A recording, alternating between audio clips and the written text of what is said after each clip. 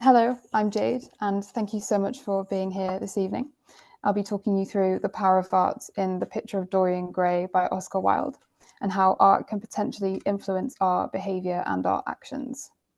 This is also sometimes called mimeticism, which is defined by the Oxford English Dictionary as a theory or practice of representation based on imitation.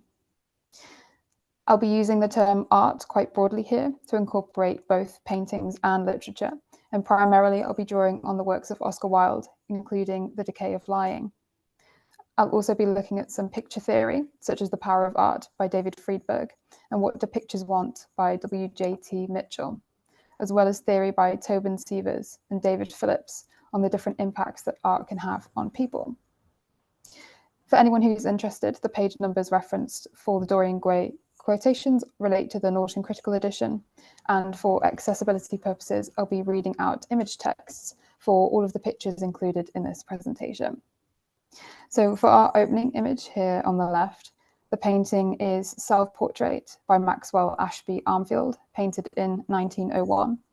And a young blonde man wearing a green blazer and a pink necktie looks back at the viewer, holding a paintbrush and a palette. And this is used on the Oxford World Classics edition of Dorian Gray, if you have this particular edition. So I just have a few content notes before we start. We will, as part of understanding this mimetic relationship between art and life, I'll be talking a bit about the sorrows of young Verta and death by suicide, specifically something called suicide contagion, as well as the general content warnings that come with Dorian Gray, such as drug use, violence, murder, etc. Okay, so I would like us to start just with a short exercise. We've got two images on the screen here. On the left, we have Goya's Saturn devouring his son, which is a dark painting which depicts the large figure of Saturn eating the headless corpse of his son.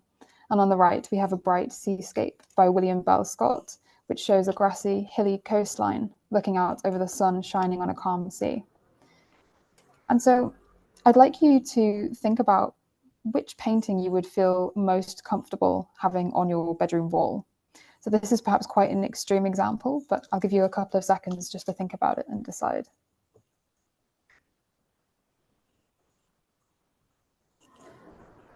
So I'd say, aesthetic preferences aside, that we're probably most likely to go for Scott's seascape rather than Goya's Saturn devouring his son. Although I think in a crowd of Gothic enthusiasts, this might be a bit of a hard sell. But I think that's because instinctively we have this belief that somehow the art that we surround ourselves with will influence our behavior. So perhaps we might think that somehow the presence of a Goya painting in our bedroom, or indeed any other particularly unpleasant painting, might impact our mood, our ideas, or even the way we behave. And we can also see this happening with literature, with the questionable book bans that happen across the world, where books are banned because of their subject matter in case they influence those who read them. So generally speaking, we have this belief that the art that we surround ourselves with and the literature we consume will impact us and our behavior in some way. And this belief is something that picture theorists have analysed quite a bit. W.J.T. Mitchell asks in his book, "What do pictures want?" Why is it that people have such strange attitudes towards images, objects, and media? Why do we behave as if pictures were alive, as if works of art had minds of their own, as if images had a power to influence human beings, demanding things from us, persuading, seducing, leading us astray? And I think it's important here to notice the language that Mitchell is using, that paintings have a capability to demand, persuade, seduce, and lead us astray. All of these imply that art will have some sort of negative influence over us, and that it will, as we see in Dorian Gray, cause us to behave immorally and indecently. David Friedberg, in his book, The Power of Images, posits an answer, suggesting that we have an assumption of the effectiveness of images, to the extent they have the potential to affect even, or perhaps especially, the youngest of viewers, and affect them not just emotionally, but in ways that have long-term behavioral consequences. And here Friedberg acknowledges the emotional impact of art, as well as establishing something distinct, that the art that we surround ourselves with can have a long-term behavioral consequences, which is something we'll be exploring in Dorian Gray as well. Oscar Wilde himself observes the behavioral impact of art on people's actions. In The Decay of Lying, he writes, "As it is with the visible arts, so it is with literature. The most obvious and vulgarest form of which it is shown is in the case of the silly boys who, after reading the adventures of Jack Sheppard or Dick Turpin, pillage the stalls of unfortunate apple women, break into sweet shops at night, and alarm old gentlemen who are returning home from the city by leaping out on them in suburban lanes with black masks and unloaded revolvers. This interesting phenomenon, which always occurs after the appearance of a new edition of either of the books I have alluded to, is usually attributed to the influence of literature on the imagination. But this is a mistake. The imagination is essentially creative and always seeks for a new form. The boy burglar is simply the inevitable result of life's imitative instinct. He is fact, occupied as fact usually is, with trying to reproduce fiction, and what we see in him is repeated on an extended scale throughout his whole life. So Wilde distinguishes that these responses are applicable both to the visible arts as well as literature, and he is also firm in his belief that we have an innate imitative instinct rather than it being connected to our imagination. He looks not just at the immediate impact that art has on the consumer, but similarly to Friedberg, he identifies the long-term behavioral consequences of life's imitative instincts. And we can also see something happening within our own society. I'm sure most of us are familiar with the aesthetic trends that are currently rotating online. Specifically, I'm thinking of the dark academia trend, which derives from literature and involves people emulating the characters and their aesthetics within their own lives. So this imitative instinct that Wilde talks about is still something we're doing today. Wilde's thoughts on life's imitative instinct and the corrupting power of art is explored within his novel too. But before we turn to Wilde's novel, I'd like to offer an example of light art imitation. This is perhaps quite an extreme example of this, is The Sorrows of Young Werther, published in 1774 by the German author Goethe. For those of you who are unfamiliar with the text, it's an epistolary novel which follows the protagonist Werther as he falls in love with a woman betrothed to another man. Although the feelings are somewhat reciprocated, she marries her betrothed and pushes Werther out of her life. Unable to face the heartbreak, wearing the now famous attire of the yellow waistcoat and blue tailcoat, he shoots himself in the head. Following its publication, imitations of Werther's attire and copycat suicides appeared, following the same manner in which he died. Although widespread imitation of Werther's suicide was never conclusively demonstrated, authorities were sufficiently apprehensive to ban the book in several areas, including Italy and Copenhagen. Goethe himself noted this, observing, "My friends thought that they must transform poetry into reality, imitate a novel like this in real life, and, in any case, shoot themselves, and what occurred at first among a few took place later among the general public." Of course, it was never the author's intention or wish for such contagious mimeticism to happen when he wrote The Sorrows of Young Werther. Goethe did not wish his readers to either impose his fiction on his reality or to take it as a model for their own reality. But of course, they did both. After the publication of Werther, the author was forced to travel incognito, and a number of pale young men donned the yellow waistcoat and fired a bullet into their brain. This phenomenon was dubbed the Verta Effect by David Phillips, and another critic, Tobin Siebers, states that the Verta Effect is one of the great examples of the imitative effect of fiction on moral life, and demonstrates the influential power that art can have and the dire consequences when taken too far. And Wilde himself refers to the suicides caused by Werther in his The Decay of Lying. Young men have committed suicide because Rolla did so, and have died by their own hand because by his own hand Werther died. The influence of art and subsequent mimeticism seems widespread according to Wilde, from the silly boys who imitate the Jack Sheppard novels to these young men influenced by Werther. So, we've looked at our belief that art has power over us, and a rather extreme example of this mimeticism, So how does this link to the picture of Dorian Gray? And just for anybody who's new to Dorian Gray, who hasn't read the book, I've just provided a quick summary. So the novel revolves around a portrait that has been painted of the young Dorian Gray by the artist Basil Howard. Through Basil, Dorian meets Lord Henry Wotton and is soon enthralled by his hedonistic worldview. Realizing that his portrait will stay young and beautiful forever, Dorian wishes to sell his soul to ensure that he will stay the same and that the portrait will age and decay instead. His wish is granted and he pursues a decadent and immoral life, whilst his portrait takes on the burden of his sins. Wilde explores this mimetic relationship with art in multiple ways within his novel. There are several sources of influence. There is direct contact with art and literature, but also the influence of art is inherently tangled with the people who hold power over the characters in the book. In this case, it's Lord Henry. He alludes to being influenced by art himself, acknowledging he was amazed at the sudden impression that his words had produced, and remembering a book that he had read when he was 16, a book which had revealed to him much that he had not known before, he wondered whether Dorian Gray was passing through a similar experience. This is evidence for a trickle-down effect that occurs. Lord Henry admits to being influenced by an undisclosed book in his youth and knows the power that art can have over people.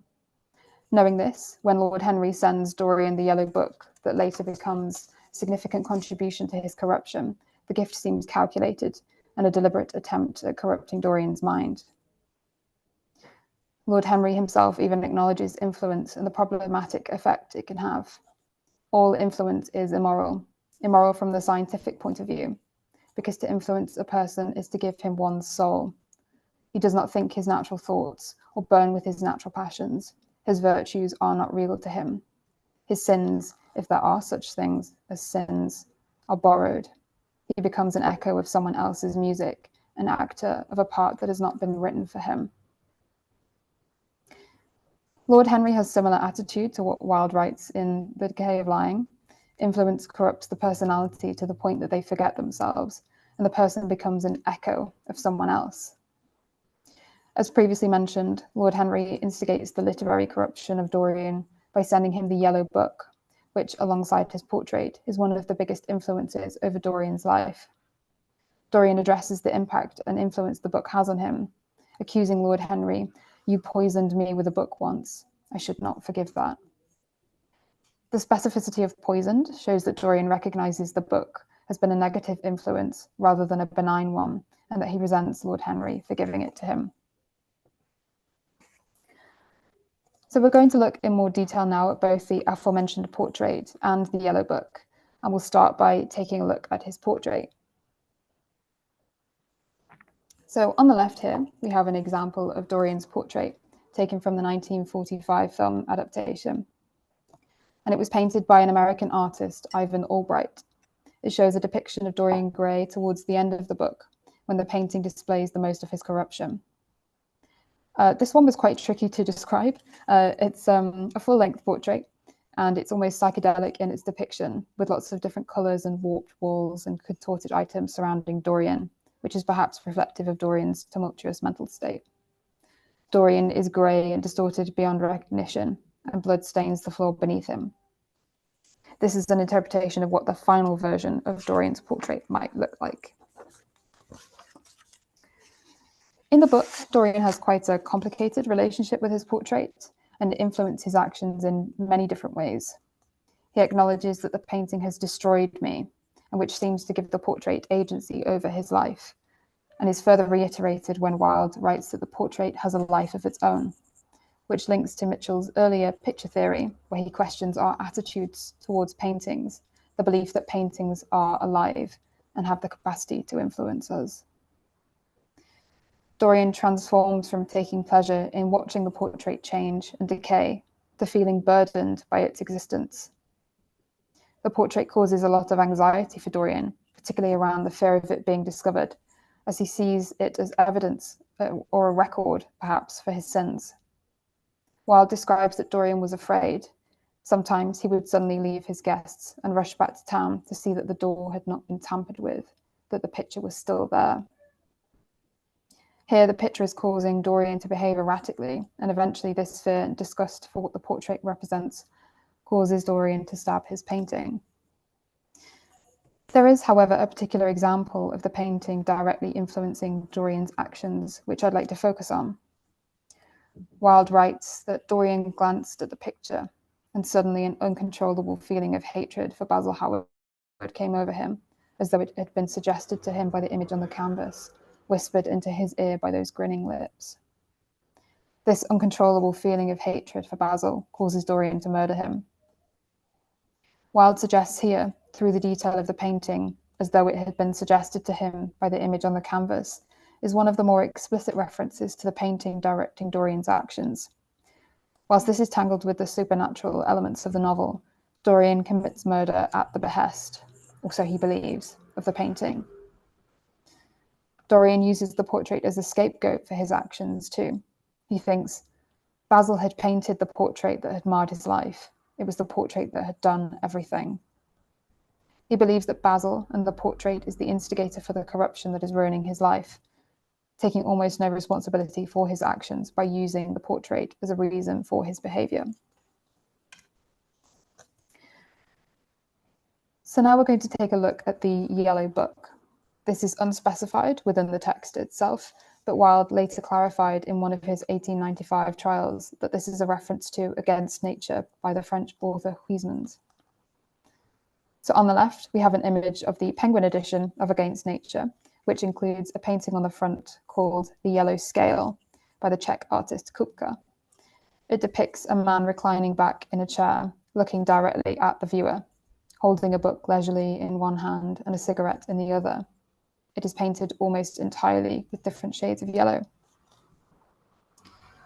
Wilde describes in detail the first time Dorian reads the book. He writes, "After a few minutes, he became absorbed. It was the strangest book he had ever read. It seemed to him that in exquisite raiment and to the delicate sound of flutes, the sins of the world were passing in dumb show before him. Things that he had dimly dreamed of were suddenly made real to him. Things of which he had never dreamed of were gradually revealed." The book presents to him the sins of the world in a seductive way to the delicate sound of flutes, and we can see Dorian's intense absorption with the book, even from the very start. The book is further described as a poisonous book. The heavy odour of incense seemed to cling about its pages and to trouble the brain. There is a scent that pervades the book and troubles the mind, a suggestion, perhaps, of the corruption that lies within. And I wanted to draw attention to this detail, as we'll be later looking at how scent prefigures in Oscar Wilde's trials in relation to a poisonous book. Wilde goes on to detail extensively how much the book has influenced Dorian. He writes, "For years, Dorian could not free himself of the influence of this book, or perhaps it would be more accurate to say that he never sought to free himself from it. He procured from Paris no less than 9 large paper copies of the first edition, and had them bound in different colours so that they might suit his various moods and the changing fancies of a nature over which he seemed at times to have almost entirely lost control. The hero, the wonderful young Parisian in whom the romantic and the scientific temperaments were so strangely blended, became to him a kind of prefiguring type of himself. And indeed, the whole book seemed to him to contain the story of his own life, written before he had lived it." So there's quite a lot to unpack in this quotation. Wilde starts by describing the length of time, the years that this book has influenced Dorian, showing the long-lasting impact that it has had on him, echoing back to Wilde's The Decay of Lying and the idea that art imitation is extended throughout the lifetime. The binding of the book in different colours to suit Dorian's moods is a further demonstration of how ingrained the book is into his life and how it correlates to his emotional state. Wilde also makes the distinction that Dorian could not, but also would not, free himself from the influence of the book. And this is interesting to pick up on, as Wilde here acknowledges the element of choice within this relationship between art and life. And we're starting to get the sense here that art-life imitation isn't as clear-cut as perhaps initially thought, that questions of susceptibility and willingness are being brought into the conversation. Dorian uses this book as a blueprint on how to live his life. describing it to contain the story of his own life written before he had lived it, and conflates himself with the protagonist of the book, binding his life with that of the literary figure, allowing his actions and behaviour to mimic that of the protagonist, like those who used Verta as a blueprint for their death. It is also essential to acknowledge that Wilde notes a nature over which he seemed at times to have almost entirely lost control, emphasising that this art influence has meant that Dorian is perhaps no longer himself, that he has no control in certain moments over his actions, similarly to the painting whispering in his ear that we looked at earlier. So these imitative instincts aren't without consequences. Lord Henry exclaims, "I am so glad you have never done anything, never carved a statue or painted a picture, or produced anything outside of yourself. Life has been your art. You have set yourself to music. Your days are your sonnets." This emphasizes, I think, one of the problems with Dorian as a character. He has pursued pleasure and beauty as a priority in his life and made his life art, which is ultimately his downfall. Through imitating the Yellow Book and listening to the painting, he has let these influences control him. It sounds like Dorian hasn't really done much with his life. Wilde takes great care to mention all of the things he could have done: painting, music, carving statues, writing, but he hasn't created anything, only served to imitate art. And this echoes back to an earlier quotation that we looked at, where Lord Henry states that influence is immoral, and that he does not think his natural thoughts or burn with his natural passions. His virtues are not real to him. His sins, if there are such things as sins, are borrowed. He becomes an echo of someone else's music, an actor of a part that has not been written for him. And we can see here that Dorian has been reenacting the part of the protagonist of this Yellow Book, and that he is an actor of a part that has not been written for him, and that his sins are borrowed from this character. So between Lord Henry, his portrait, and the Yellow Book, Dorian hasn't necessarily been leading an authentic life. He has conceded to their influence and let them direct his actions, desires, and behaviour. So this idea of the poisonous book ultimately comes into a full circle with Wilde's 3 trials in 1895, which also effectively served as an obscenity trial for the picture of Dorian Gray. Within the transcript of some of the court sessions, as well as reports from newspapers and reviewers, we can see that the book is accused of being a poisonous book, capable of corrupting young minds, similarly to the Yellow Book within this story. The book was, during the trial, described as an immoral and indecent work. And a reviewer for the Pall Mall Gazette explained, "We are conscious of a penetrating poison in the air, yet cannot see clearly whence it proceeds." This is very reminiscent of the heavy odour of incense that lingers over the Yellow Book within the novel, and under different circumstances, perhaps Wilde would have appreciated this connection. The London Daily Chronicle called Dorian Gray a tale spawned from the leprous literature of the French decadence, a poisonous book, heavy with the mephitic odours of putrefaction, containing one element which will taint every young mind that comes into contact with it. So we can see here that the picture of Dorian Gray itself is taken a battering by the reviewers and the critics, and was considered a poisonous book at the time, that there were concerns surrounding the influence that the book might have. And ultimately, we've come to this full circle, from Wilde's essays on the influential capacity of art to Wilde's own book, in turn, being accused of poisoning young minds. So for the conclusion of this talk, I'd like to throw in a counter-argument for you to sort of make up your own mind about how influential you think art can be. Tobin Siebers summarizes, "The aesthetics of a novel as a genre, its effective power, will exist as a possibility only as long as there are readers who both identify with characters and resist the temptation to become them." Siebers is acknowledging that there will always be those who imitate art, as art influence will only stop if readers resist the temptation to become characters, therefore implying that perhaps we have more control over art's influence than we might think, linking back to what we looked at earlier, and Wilde's comment on how Dorian has perhaps not tried to free himself from the Yellow Book's influence. Wilde also suggests something similar in the revised edition of Dorian Gray. Perhaps dissatisfied with the early reviewers' criticism of the novel, he adds in a line of speech spoken by Lord Henry. He says, "As for being poisoned by a book, there is no such thing as that. Art is superbly sterile. The books that the world calls immoral are books that show the world its own shame." So Wilde appears to be fighting back against this idea that art can be influential, almost contradicting what he said in The Decay of Lying, suggesting that if we find a book immoral or poisonous, it's because it reflects our own shame. And so for our final image for today, we have a still taken from the 2009 film adaptation starring Ben Barnes as Dorian Gray. And in this image, we have Dorian dressed in a dark suit with a necktie, looking off camera to the right, and the portrait next to him. The portrait still looks identical to Dorian at this time. However, the painting is looking directly at the viewer. So I'll leave the talk today with a slightly open-ended question.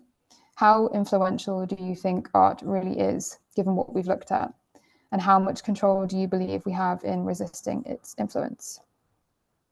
Thank you very much for your time today.